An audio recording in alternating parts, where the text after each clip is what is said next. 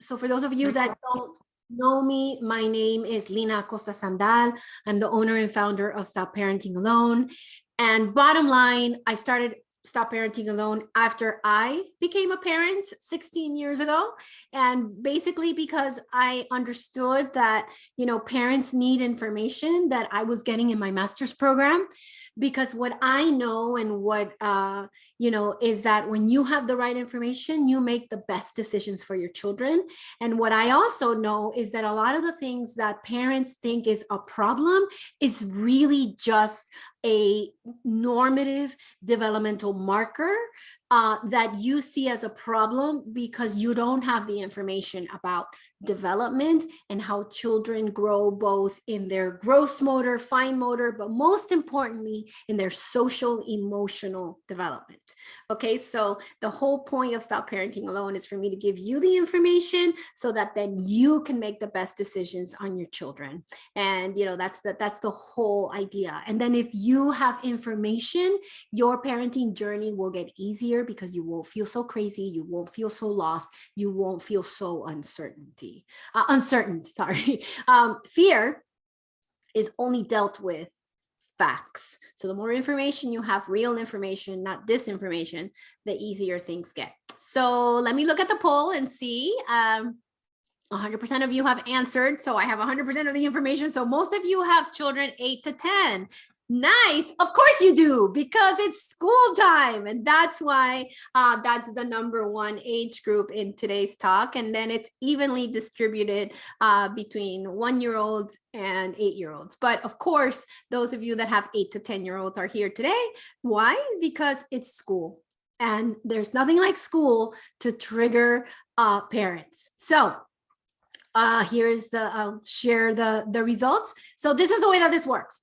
I present upfront on, pain points that I imagine that you are living through. It's not because I'm a witch and I can guess, or I'm in your house and I have a camera in there. It's just that back to this idea of development lets me know and helps me guess what you may be thinking and living through in this particular time as a parent. Again, it's no surprise that 60% of you guys here are within the 8 to 10-year-old realm. Totally normal. It's that time of year. School just started. And then after I present on that, I will open it up for you guys to ask me your specific questions. And the way that works is that if you want to say it with your voice, you could raise your hand and I will unmute you and then you'll be able to ask me the question. If you want to ask me the question anonymously, do it in the Q&A area. You can ask your question anonymously. Nobody will see your name.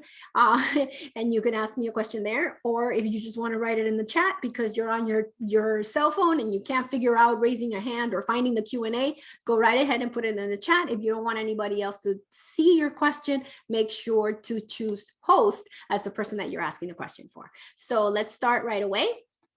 And let me share my screen so that you can see what I imagine are the pain points for your kiddos at this time. So we are in the midst of the first 45 days of school, right? So whether you started in the middle of August or whether you started with the public school system on August 23rd, you are in the first 45 days. And why do I want you to think about that? The first 45 days of school is the transition back from summer to school. So in this time, depending on how old your child is, and I'll start with the 8 to 10-year-olds, they are working on moving from the freedom and the fluidity of the summer months to the planning, organizing, and thinking through of that is important in the school days. And they're probably not doing it perfectly. So for those of you that have children 8 and older, the social emotional marker that they're really working on as it pertains to school is an understanding of responsibility, right? And responsibility has 3 hard emotions that we must deal with.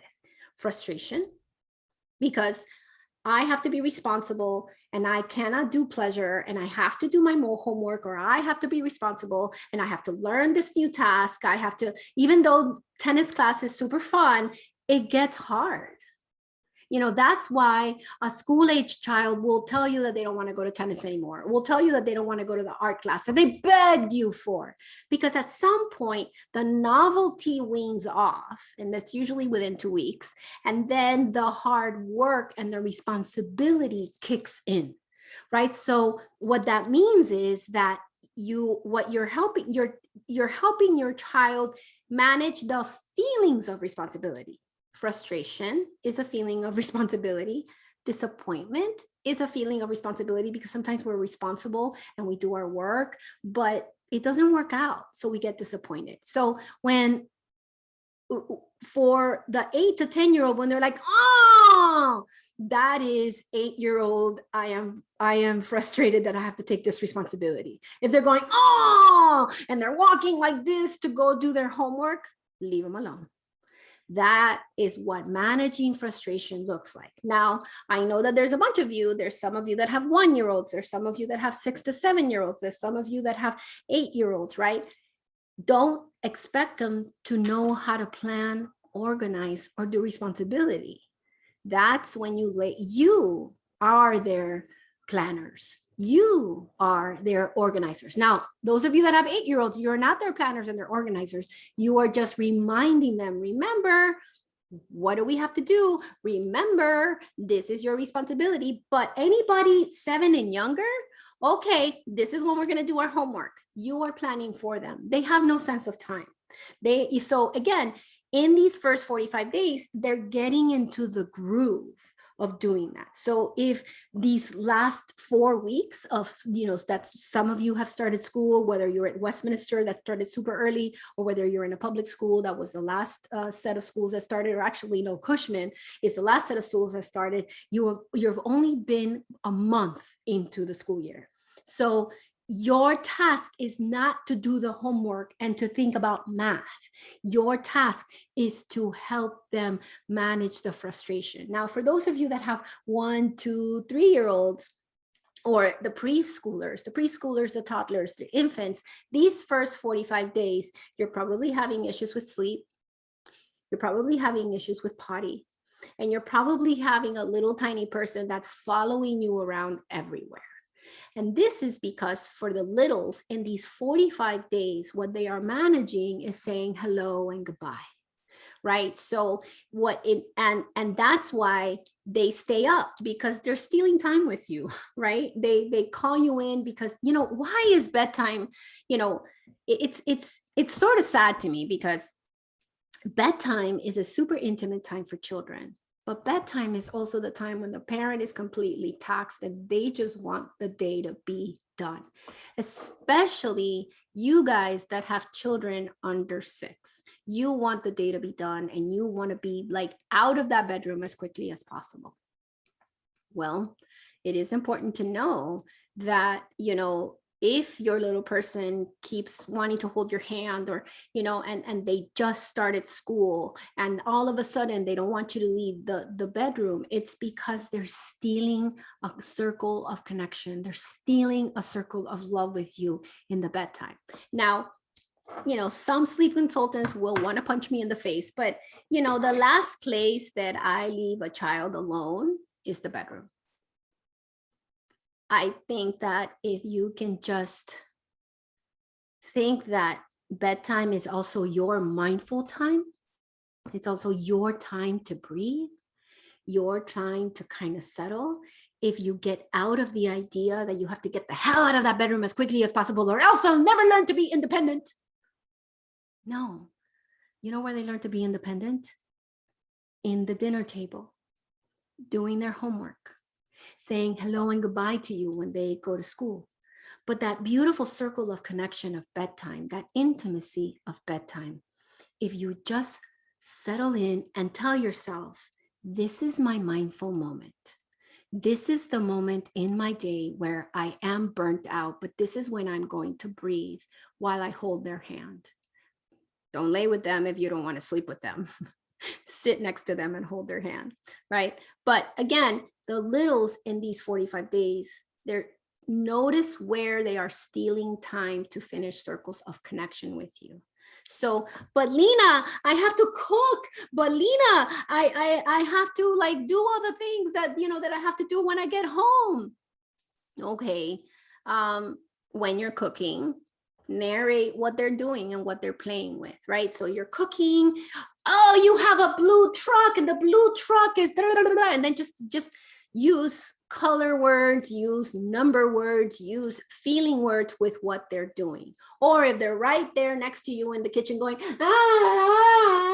oh, you really want mommy to pick you up, but mommy's two hands are in the pot, right? It's okay that they're crying. It's okay that they're upset. Just keep talking to them. But again, why are they doing it? Why did it all of a sudden get heightened? Because you're in the first 45 days of school. Right? So for the littles, they're looking and stealing time from you. That's why they're so needy. For the 8 to 10-year-olds, they're working on getting back into the groove of planning and organizing, but also feeling the negative feelings of what it takes to be responsible. Right? So you have to be responsible.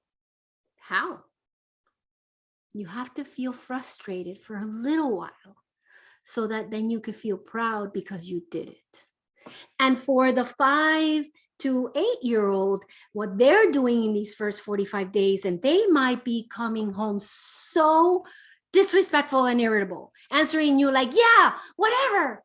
Well, the 5 to 8-year-old, what they're doing is working on their impulse control at school. So if the teacher is perfectly happy with your child, you know, from kinder to 3rd grade, they are holding it together, holding it together, holding it together, holding it together. So then when they're with you, they're like, oh, it's like when we work really, really hard and we unbuckle our pants, right? That's why they're that irritable and that they're responding in that sassy. I love it when parents of 5 to 8-year-olds, they're so sassy. They're being so disrespectful. They're being so entitled.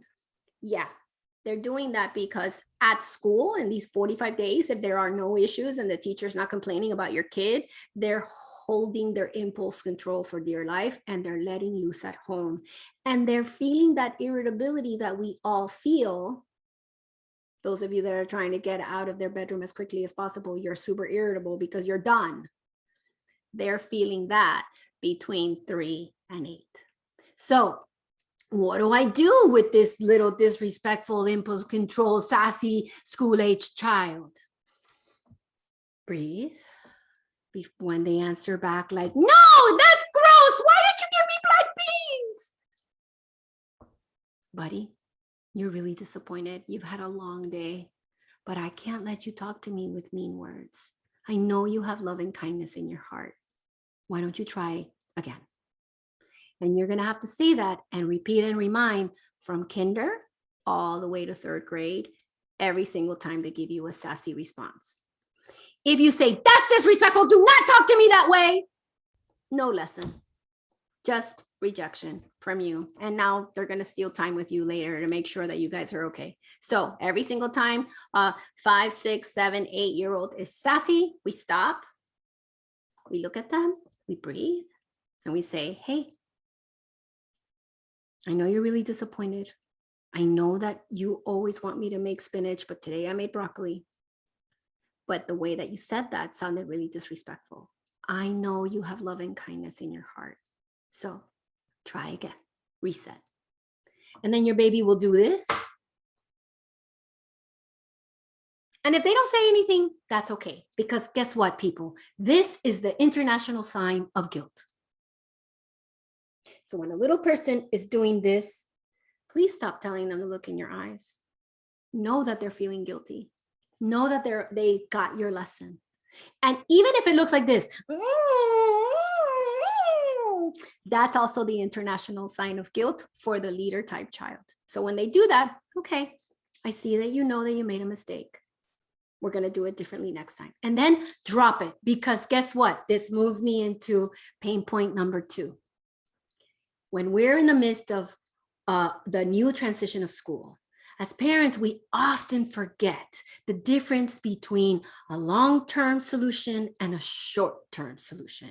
As parents, we often forget the difference between a long-term, like, possible problem and a short-term possible problem, right? And, I learned this 16 years ago with the first pediatrician that my daughter had. And, Dr. Raker, I love her to death. We got to thank Dr. Raker for me being here today. I used to walk into her office with a little pink journal, just taking notes about everything that she said to me, right? And she once said to me, Lina, parenting is all about short-term and long-term decisions, right? But that's true in so many levels. So one, short term, we could scream at our kid, have them listen to us, and because they're scared of how we respond to them when they make a mistake, right? But long term, they don't understand what mistake they made. They're just trying to make us happy because they're scared, right? So that's why screaming, punishing, and just random consequences like, now you can't use the iPad, when they, threw the food off of their high chair, right? That's random. That's like, it's so random. That has nothing to do with throwing food off. Throwing food off the high chair for a 1 or a 2-year-old is experimenting, right? And it's like, what's going to happen when I drop this? Food, or getting your connection. Oh, mommy stops dead in her tracks when I throw my food on the ground, right? So we say, instead of saying, no, we don't throw food, that doesn't teach your child anything. That's a short-term solution. They're going to get startled and they may not do it.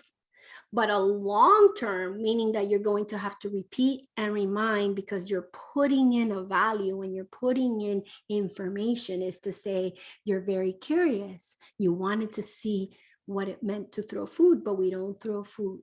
If you want to be curious, you can use this. Right? Just like in the previous example of, like, you could scream at your kid and tell them that they're being disrespectful, and you will not have a disrespectful child, but that doesn't teach them, hey, what can you do? Right? So that's the difference between long-term and short-term. And then I wanted to talk specifically about long-term and short-term solutions as it pertains to homework. Again, a lot of you have children between 5 and 10 in this call today. So homework is not about you teaching them the multiplication tables. Homework is not about you teaching them how to annotate their new chapter book. Homework is not you teaching them about circles. That's the short-term lesson that the teacher is giving them. Homework in the long term, right, so that they can be good citizens of the world, is about planning. Let's plan when we're going to do this. Organizing. Let's make sure that all the materials that we need are available to us, and managing the emotional responses that hard work gives us. And by the way, those of you that have K1, 2, and you're getting these big packets and this big homework, please ask your teacher, hey teacher, how long should the homework take? And they'll tell you 20 minutes, 30 minutes, 1 hour. Okay, whatever number the teacher gives you, when you put homework in the routine, you set a timer for the time that the teacher gave you. When that timer goes off, no matter where your child is in the homework, you stop. A lot of you are like, Lina, I'm throwing up in my mouth. Are you crazy? That's not academically sound. Of course it's academically sound, because K1 and 2, the long-term lesson that you want your child to have as it pertains to being a good student when they're in middle school and high school, is how to put it in their routine, and how to manage the frustration of the work, and how to organize their work. That's what K1 and 2 needs to be working on right now. That is the only benefit of homework. There is no academic benefit known to any study that has been done in any country in the world. The only thing that helps children academically is reading. And by the way, a word on the reading log: silent. They're always reading. Especially those that have learned to read. They're reading signs, they're reading the cereal box, they're, put the captions in the TV shows that they're watching. sign it. The number one reason why children stop reading is because we force them to read. So if the teacher tells you that they need to read for 30 minutes and sign the log, what I want you to do is, if you have one of those little kiddos that like is not really like motivated to read, just do it at bedtime. Let them steal time with you with a book and sign the damn log, because that counts as reading. So again, the short term, so be more about the big picture of the homework rather than the little tiny short-term picture of getting that math packet done. And then finally, motivation in children. So like I alluded to it with the 8 to 10-year-old in the first 45 days, you know, the brain chemical that gives us motivation is serotonin, because that brain chemical gives us happiness, right? So we are motivated by two things: by feeling joy and pleasure, and by positive connection, right? This whole urban myth that we're supposed to be self-sufficient and be able to do everything with self-care. It bothers me. That's why I'm acting this way.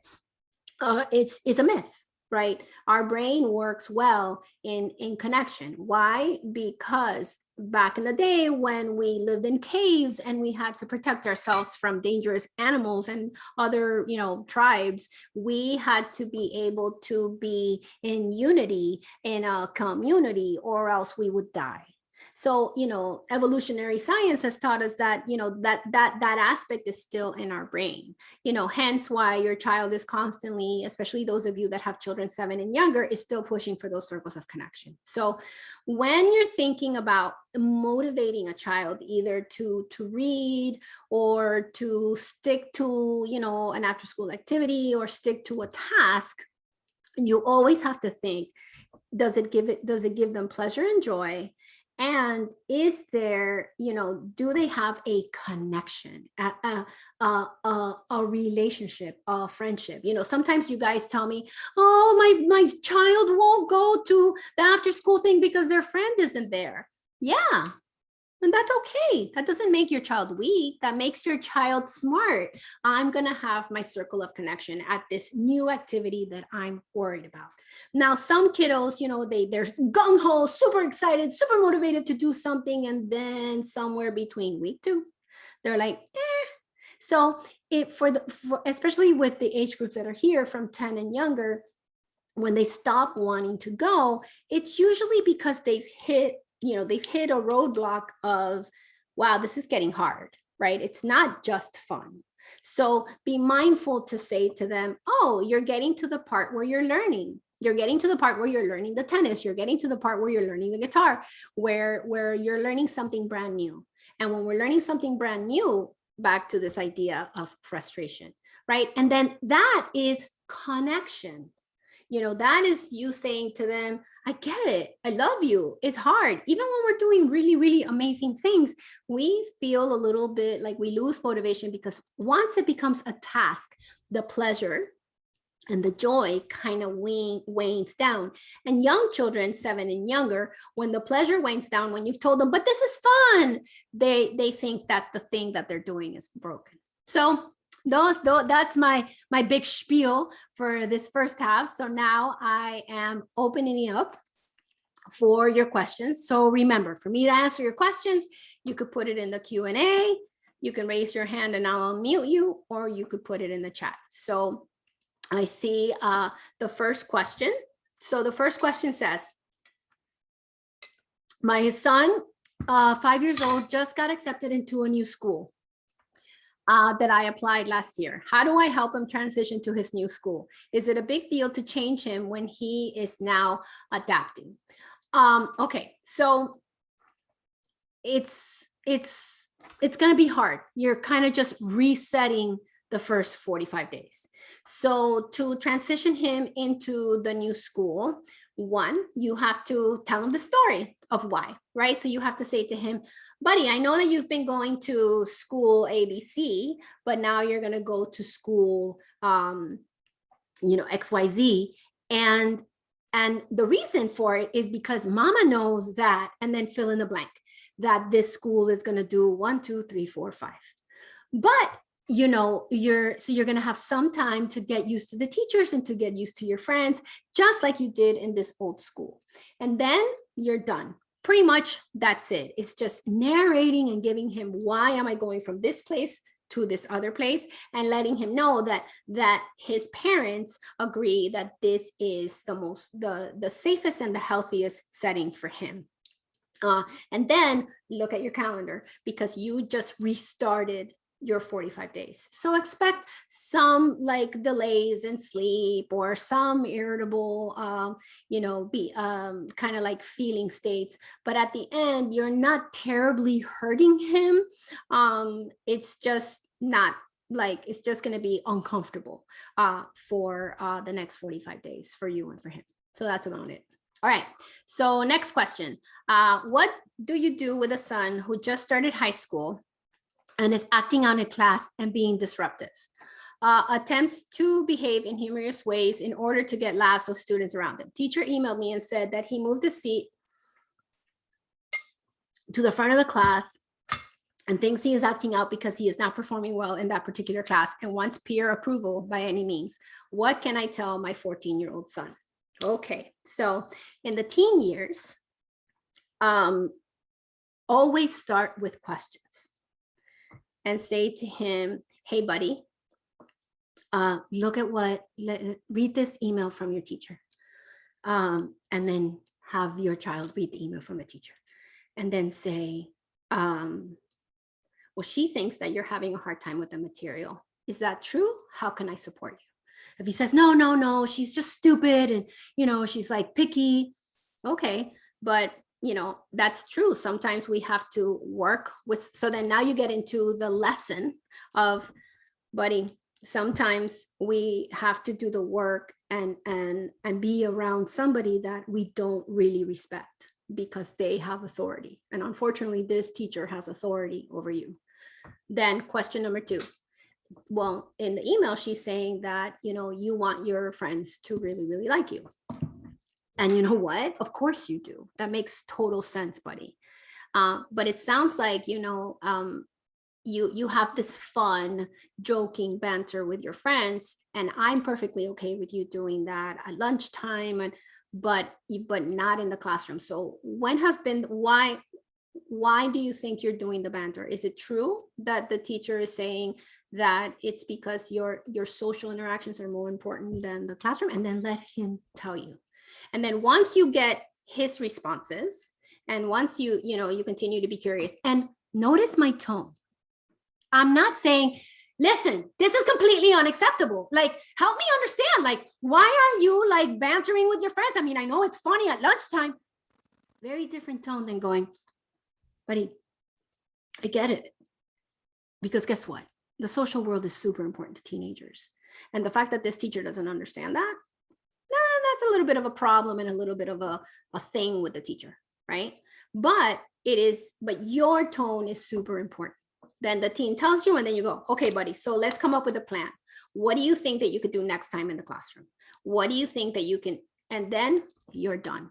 And then tell him, I'm going to check in with you in the mid-quarter, when I get the grades for mid-quarter, and I'm going to check in with you again at the end of the grading period to see your grades, because that's how we assess a little bit. But I'm also going to check in. Is that cool? And then he'll be like, yeah. But the key to teens is ask questions, be curious. There's a reason for it. There's a and if the reason is he wants his peer approval by any means, that's in the Webster's dictionary next to teenager. Their social world is incredibly important to them. And yes, sometimes above academics, especially if they find that there's a teacher that they really don't respect. And 6 out of 10 times, that teacher is probably being disrespectful to them. So they just return the favor. So then the lesson is, buddy, I know I have had bosses that, you know, they're hard to respect because they don't respect me. But we respect somebody else, not because they respect us, but because we hold integrity and we respect another person no matter what they do. So get curious, ask questions, manage your tone, and don't take either side. Don't take your son's side and don't take the teacher's side. Just get all the information and build a plan. Hope that's helpful. Okay, now I see another question in the chat. So let's see. Hold on, let me open it up because I can't see it well. When would you test a kid for ADD? Do you have any recommendations of professionals to test it? Well, I think that ADHD is best diagnosed anywhere between 4 and 7 years old. And usually a child that is showing signs of ADHD is a child that is more impulsive than the kids around them. A child that the teacher, you know, has told you, you know, they can't sit still, they're constantly disrupting.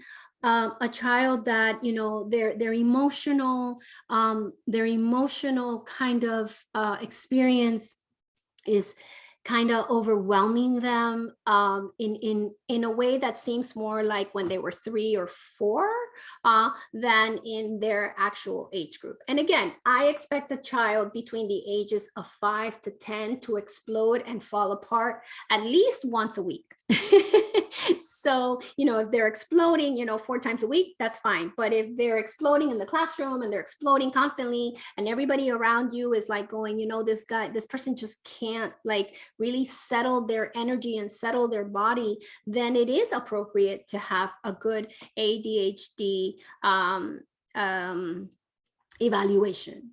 I'll type it in as I write. I tend to refer to South Florida integrative medicine, and that's you know, you can get a psychological evaluation there. I tend to, sorry, I didn't put that for everyone. Okay. So I tend to refer there, South Florida integrative medicine. I tend to, if you want to use insurance, you can go to Coral Gables Counseling, and one of the psychologists there can do an evaluation, and you can use your insurance. And if you want to see a neurologist, I recommend going to WeMind, which is Dr. Vasconcelos. I always misspell her last name, but WeMind, you can Google WeMind Miami, and she's a neurologist and she can do a great evaluation. Please, if you're wondering if your child has ADHD, please get them evaluated. You know, the worst thing that could happen is that they tell you that they don't have ADHD, and now we're dealing more with probably anxiety, probably depression, probably managing some kind of trauma.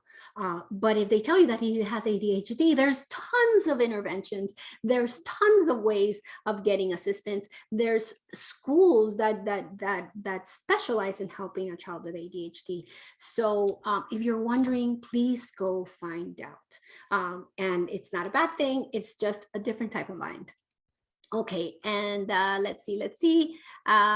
Adriana, you want to ask me your question live? So go ahead, ask me your question. Unmute yourself and ask your question. Yeah, am I on mute? Not anymore. I can hear you. Hola, okay. hola. I'm trying to go back to you. Okay. I was writing my question, so I cannot see you. But I used to be like a very strict mom. I always say no to my kids. And then I have been working on that thanks to you. And now I feel like I'm saying too much yes, because I'm noticing Aranza is 11 years old and I'm that kind of mom that let her do many things that other moms doesn't. And now she wants to dye her hair and like make some changes in her look. I know that's normal for her age, but I don't know if I'm going like super relaxed on that. And like you were saying about the short term and long term, I know they also need some limits. So I don't know how to manage that if he's too young to do all that, or what would you recommend? How old is she now? 11. 11. Okay. So, oh my God, so sweet. I can't believe she's 11. Okay, sorry, I had a moment. Okay, so okay, so I don't recommend setting limits for tweens, which she is, and adolescents about appearance and kind of like expressing of their individuality, right? I do recommend setting limits about planning, organizing, health and safety, right? What they eat, how they sleep, like anything that pertains to health and safety, I recommend. But this idea of like, mommy, I want to dye my hair pink, which is super popular right now, is more the realm of her brain starting to want to risk take. And, you know, sometimes as parents, you know, parents shoot themselves in the foot because a child shows you that they want to risk take in something positive, like dyeing their hair, or, you know, a kid that's never acted all of a sudden wants to take an acting class, and you're like, why would you do an acting class? You're a violin player. But that's a positive risk, right? And I'm always about look out from 10 forward, look out for their positive risks and then walk them through it, right? So say to her, okay, you want to dye your hair, but at your school, these are the rules about hair. So start there, right? So, and then say to her, because there really isn't, I know that in our Latin American countries, there is a rule, there's a cultural rule about, ay, no, pero la niña no se puede tinturar el cabello. Uy, no, pero es una niña, right?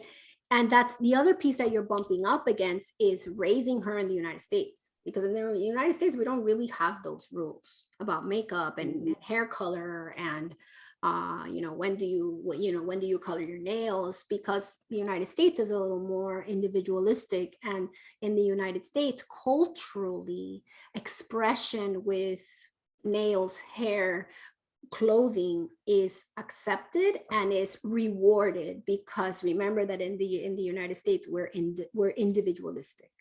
Now in Miami, it's chaos because both of these worlds are mixing, right? There's going to be the Latino parent in her school is going to be like, pero esa niña, ¿por qué se tinturó?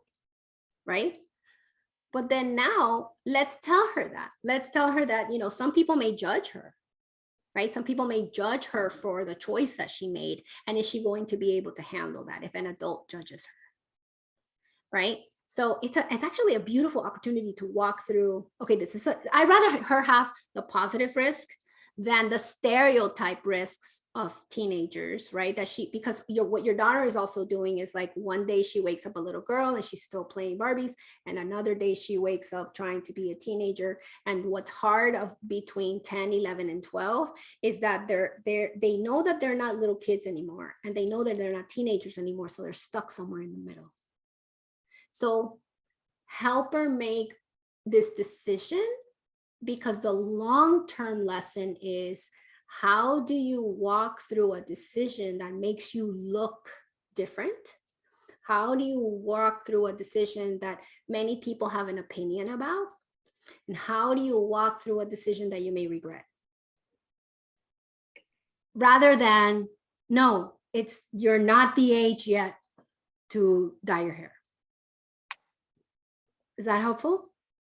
Yeah, totally. So break it down. But again, you know, for all of you guys that are like, this is not your home, right? This is you weren't raised here, right? Know that there's a bit of culture going on with the kiddos, you know, dyeing their hair. So yeah, my daughter at 11 shaved the side of her head. but Oh, yeah, I remember. I walked her through the decision, right? People are going to have ideas about you with your head, with, you know, you're making a statement with your hair shaved on the side. Is that who you really are? She thought about it, and then she said, Mommy, I thought about it. She gave me her reasons. They made sense. I was like, all right, let's go. And guess what happened to me? My mom was like, pero Lina, ¿usted por qué le hace solo el cabello de la niña? Pero Dios mío. Claro. You know, but you know, I'm the gringa colombiana, so I get away with it more than you would. Okay, good question. I like it. I like it. I like it. Okay. Thank you. No worries. All right. So let's see. Another question. My teen son gets very annoyed with me whenever I talk to him about school. He asks me to leave him alone and that he doesn't care. He is very athletic oriented and cares so much about his personal appearance, room appearance, clothes, etc. He is very neat, competitive, and organized. But when it comes to school, he doesn't seem that way. He gets very mad whenever I nag him, even in the best way. Okay, so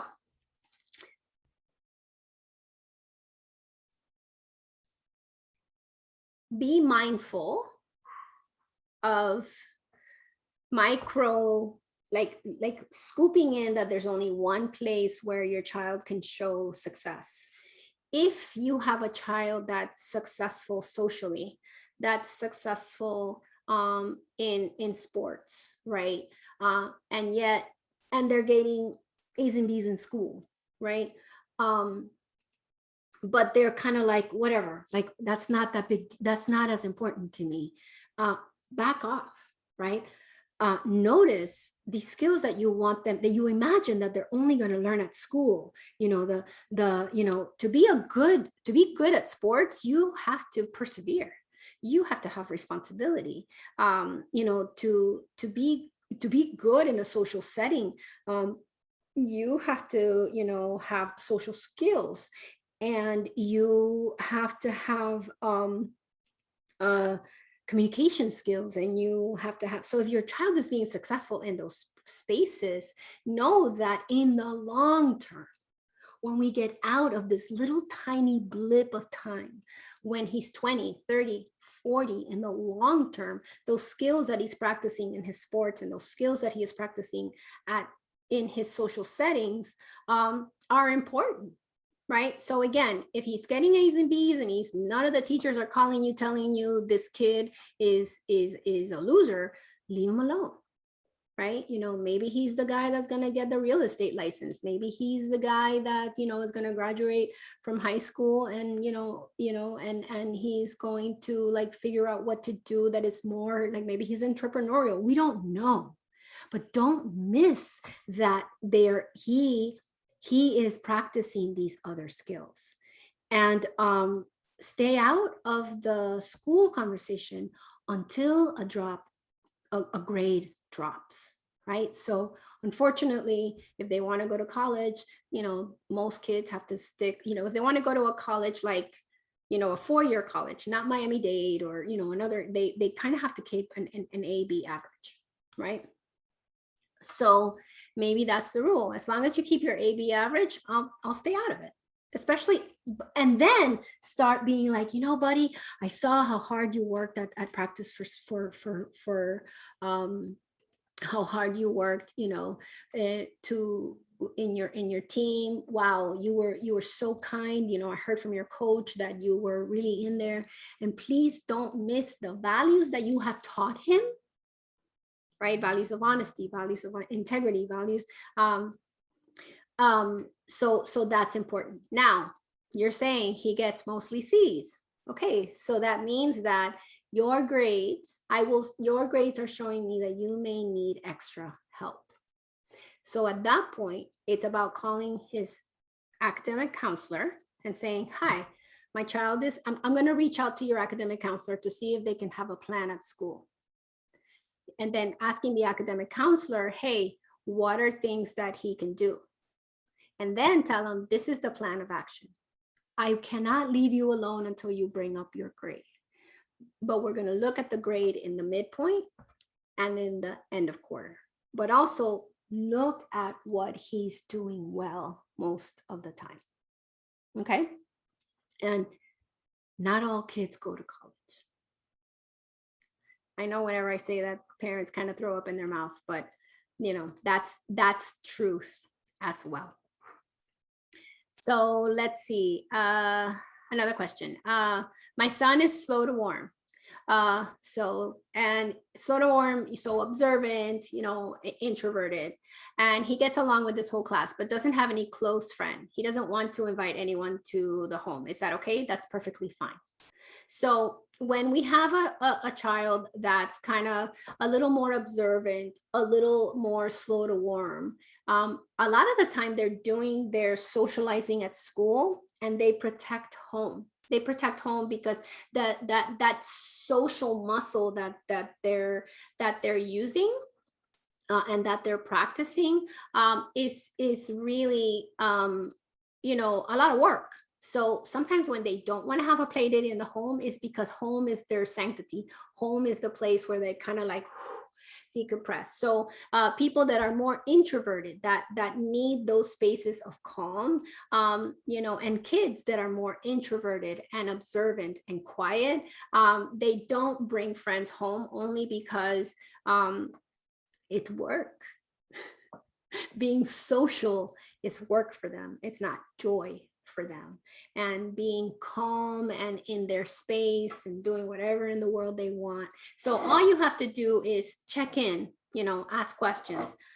Bobby, guys, get used to doing this with your kids. Get used to saying, you know what, my head is telling me, right? So my head is telling me that you don't care about school.